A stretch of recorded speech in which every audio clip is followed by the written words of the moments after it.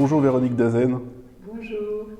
bienvenue sur Ludocorpus et dans notre émission d'entrée de jeu qui s'est aujourd'hui déplacée dans Paris. Alors pour commencer une question classique, pouvez-vous vous présenter? Alors en 2 mots, je suis professeure d'archéologie classique à l'Université de Fribourg et depuis de très nombreuses années, je m'intéresse à d'autres facettes de l'Antiquité, c'est-à-dire à l'histoire du corps, à l'histoire de l'enfant, à l'histoire de la magie, de la médecine et donc aussi à d'autres acteurs de l'Antiquité comme les enfants, les femmes. Et c'est donc tout naturellement que je me suis intéressée à l'histoire du jeu. Alors vous dirigez aussi l'ERC Locus Ludi, donc le programme européen. Pouvez-vous nous décrire quel est ce programme, ses origines peut-être et ses axes d'action et de recherche? Alors, ce projet, il est né en fait d'une succession d'expositions. Une exposition que j'avais montée en 2014 au musée Romain de Nyon, mais aussi au musée suisse du jeu, au musée de Vallon, qui entendait déjà explorer les différentes facettes du jeu dans le cycle de la vie. Et ça m'a permis de découvrir qu'on ne savait presque rien, en fait. Bien sûr, il y avait des objets qu'on pouvait montrer, mais si on voulait dépasser le discours qu'on tient d'habitude, si on voulait aller plus loin, avoir une vision d'ensemble, globale, il fallait un vrai projet de recherche. Donc ce projet ERC, il entend combler vraiment une lacune de nos connaissances, avec une ambition qu'on n'a jamais pu avoir, c'est-à-dire avoir une approche pluridisciplinaire, en convoquant la philologie, la littérature, l'archéologie, l'iconographie, parce qu'étudier qu'une seule de ces sources est trompeur. Je donne un petit exemple. Vous connaissez sans doute les images d'Achille et Ajax qui jouent au jeu du pentagrammaï. On les voit partout et on a l'impression que seuls les hommes jouent. Ça, c'est les images et les textes, quelques textes. En fait, si on va regarder l'archéologie, on se rend compte que les femmes jouent. Elles ont du matériel de jeu dans leur tombe, mais on n'en parle pas, on ne les montre pas. Donc il faut vraiment croiser les regards pour accéder à ce qui me semblait absolument essentiel, c'est comprendre une société en activité au travers de cette activité très particulière qui est le jeu. Donc un jeu qui est envisagé à la fois comme un opérateur et un révélateur d'une société. Et je dois dire que ça fonctionne très bien, parce que c'est un vrai outil, une vraie porte d'entrée vers l'Antiquité, d'une manière qu'on n'avait pas vraiment utilisée, et surtout en convoquant des sources qu'on avait peu utilisées. Et donc ce programme Locus Ludique, quels sont ses axes de recherche, ses actions principales? Vous avez une plateforme numérique, j'ai vu. Comment vous travaillez finalement? Oui, alors on travaille en équipe. J'ai eu les moyens de monter une grosse équipe avec des spécialistes de chaque domaine. En fait, chacun amène ses compétences. Compétences linguistiques, philologiques, compétences archéologiques. Et c'est à la fois un travail pour chacun sur son terrain, donc par exemple pour Marco Vespa faire une anthologie de textes d'Antiquité, mais aussi des études ponctuelles sur des textes problématiques, où Salvatore Costanza nous a livré l'édition de Pollux, des jeux chez Pollux, mais tout récemment Alessandro Pace a fini son mapping de Pompéi, il vient de soutenir sa thèse d'habilitation sur l'Udiite Pompeiani, qu'est-ce qu'on a comme trace de jeu à Pompéi, etc. Et donc moi-même, je m'occupe plutôt d'iconographie, mais pas seulement de la dimension métaphorique du jeu, dans les images. Et donc c'est à la fois chacun dans son domaine, mais en même temps on a des rencontres très régulières qui nous permettent d'échanger, de croiser nos regards, et surtout on est chacun à disposition des autres pour répondre aux questions. Je peux tomber sur un texte que je ne comprends pas, je sais à qui poser la question. Donc on travaille de cette façon-là, de manière pluridisciplinaire, de manière en équipe, sachant que chacun a eu un contrat plus ou moins long. Je suis le fil rouge, mais mes collaborateurs sont restés normalement 2 ans, voire 3 ans sur place à Fribourg.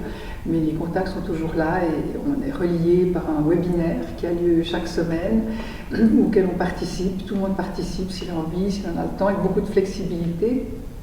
Et on poursuit notre travail par le biais d'éditions, de publications, qui vont se continuer jusqu'à la fin du projet, qui est désormais 2023. J'ai obtenu une extension d'1 année à cause de la pandémie qui nous a freinés dans ce travail de publication des résultats. Alors, en parlant de pandémie, justement, et vous avez parlé de votre webinaire qui a pris une autre dimension. Qu'est-ce que ça a changé dans vos pratiques et justement dans vos séminaires? Ce que ça a beaucoup changé, c'est de rendre accessibles nos travaux, nos réflexions à une communauté scientifique très large et sans se soucier des distances. Donc on a des gens qui sont aux États-Unis, en Pologne, en Grèce, en Israël, en Angleterre.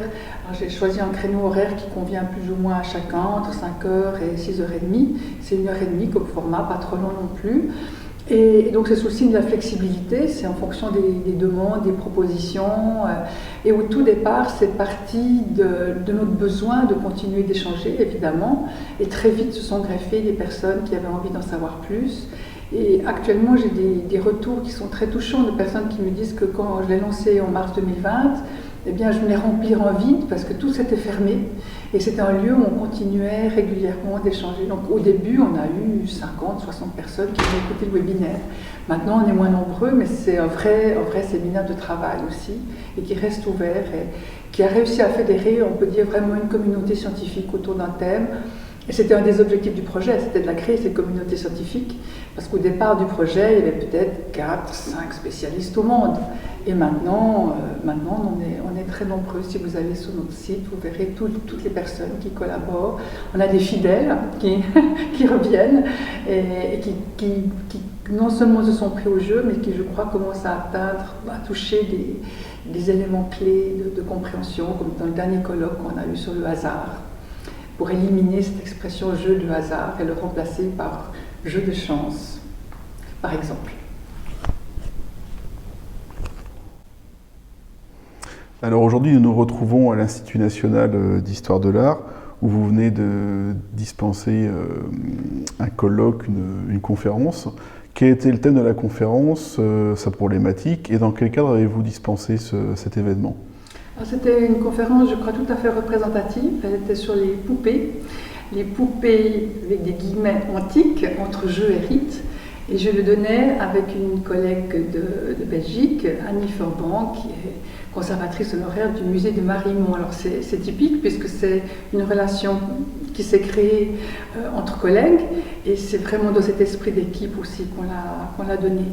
Et je donnais cette conférence donc invitée par l'EHESS comme professeur invité. Ça se déroule sur un mois, et c'est la 3e fois que je donne ces conférences qui sont vraiment une façon de disséminer à un public plus large, mais de scientifiques aussi, de spécialistes, les résultats du projet. Et ça permet de confronter les idées, voire d'aller plus loin dans nos idées. Et aujourd'hui, ce qu'on voulait montrer, c'était que le terme de jouet n'était pas approprié. D'abord, il n'existe pas dans l'Antiquité. Il existe un terme qui s'applique pas mal à ces figurines. C'est le terme de haturma, qui désigne tout ce qui est beau, qui fait plaisir, joli à voir, séduisant, d'une séduction qui peut même être dangereuse. Mais ça peut être un coquillage, un bijou ou un objet comme cette fameuse poupée, c'est-à-dire une figurine anthropomorphe, articulée, qui intervient dans des rites de mariage. Donc on est dans cette contiguïté entre jeu ou rite et un objet qui n'est pas manipulé, disons, je dirais, dans un milieu privé, de manière anodine. Voilà, c'est un objet qui a un pouvoir. Et c'est pour ça qu'il est articulé, à notre avis, parce qu'il a des petites jambes qui bougent, des bras qui bougent, et qui projettent une image de la jeune fille qui va se marier, une image active aussi de la fille qui va se marier. Et c'est ça, donc aujourd'hui on a présenté de nouveaux documents, parce qu'on arrive à un stade du projet où vraiment de nouveaux documents ont émergé. Et par exemple, on avait là 3 représentations sur les vases apuliens de poupées, une image impossible, qu'on croyait impossible. Et en fait, on les a trouvées. Alors c'est le 3e parcours ludique que vous continuez depuis 2020. On peut revenir un petit instant sur l'origine de ce cycle, et puis jusqu'où va-t-il aller, comment ça se déploie, et peut-être aussi un événement prochain au mois de mai qui continue. Oui, alors le cycle a démarré des relations que j'ai depuis très longtemps avec le HESS. Je suis membre du centre Anima, donc avec une perspective anthropologique qui entend comprendre l'Antiquité avec ces lunettes-là. Et c'est l'école à laquelle j'appartiens. Donc c'est tout naturellement que cette invitation est venue. Et comment est-ce que ça va se poursuivre? Eh bien oui, je reviens en mai, et à Fribourg, nous aurons un colloque sur les poupées romaines, les 22-24 juin, qui va réunir à nouveau des spécialistes de différentes sortes, conservateurs de musées, archéologues et autres. Et aussi, par exemple, Christophe Picot, qui est un artisan, qui nous a refait des copies à l'identique de ces poupées romaines, parce qu'on aimerait travailler à comprendre leur ergonomie, à aussi faire ce qu'on appelle la tracéologie, c'est-à-dire voir s'il y a des traces d'utilisation, ce qui nous permettrait de conclure que oui, elles ont été manipulées, non, c'est un objet qui ne sert que dans un contexte votif et qu'on remise autrement, qui est précieux. Alors voilà, pour ce qui est pour les prochaines perspectives. Donc c'était aussi une façon d'annoncer ce colloque à venir et d'inviter ceux qui souhaitent à l'écouter, puisqu'on va le faire bien sûr en hybride. On va continuer l'hybride comme on l'a fait jusqu'à présent. Une dernière question sur d'autres actualités scientifiques, peut-être publications événementielles dont vous voudriez nous faire part pour 2022 ? Beaucoup de publications, là, beaucoup de publications en route. C'est pour ça que j'ai tenu aussi cette extension jusqu'en 2023. On a été freiné quand même. Chaque contributeur a été freiné, donc ça fait un peu un effet domino. Il y a une ambition aussi, c'est de réaliser un jeu vidéo. Et actuellement, ont été réalisées déjà trois reconstitutions d'animation de jeux à partir de fresques, de peintures murales, de vases antiques, mais aussi 4 jeux antiques, le jeu de Saint-Cline, Aléa et autres, que vous pouvez découvrir sur notre site. Ils ont été faits en collaboration avec Vienne et une équipe, une maison qui réalise des jeux vidéo, Troll Company, qui est à Würzburg. Et donc aujourd'hui, on a finalisé un jeu d'osselets. On peut désormais jouer, je vous enverrai le lien, on peut désormais jouer aux osselets en ligne et tirer l'oracle des osselets, parce qu'on retrouve cette contiguïté entre jeu, rite, divination, oracle, qui est permanente en fait. Le jeu n'est jamais anodin. Alors ça, c'est notre toute dernière actualité, et puis évidemment plusieurs publications en route. Un volume qui va s'appeler Toys, un numéro de Palace qui va sortir en septembre, qui est consacré, qui va s'appeler Quoi de neuf sur la culture ludique, donc toutes ces nouveautés, comme ce que j'ai présenté aujourd'hui, mais par exemple un de mes collaborateurs, Thomas Dagneau, a découvert un dé de tricheur qui était fourré de mercure, rempli de mercure, enfin des choses magnifiques qui ont émergé, qu'on va présenter dans Palace. Et on monte aussi un numéro de Clio qui s'appelle Joueuse, pour démonter cette idée reçue que les femmes ne jouent pas, ne trichent pas, non, pas du tout. Et on va le faire dans la diachronie. C'est aussi une ambition qui me tenait à cœur, c'est de ne pas parler de l'Antiquité de manière isolée, mais toujours de l'envisager dans une durée pour comprendre les différences aussi. C'est qu'en comparant qu'on va comprendre les différences, les spécificités. Et le numéro de Joueuse va partir de l'Antiquité mésopotamienne et terminer avec les jeux vidéo. Écoutez, merci beaucoup Véronique Dazen pour cette interview. À très bientôt sur le DocCorpus et dans l'émission d'entrée de jeu. Merci beaucoup. Au revoir.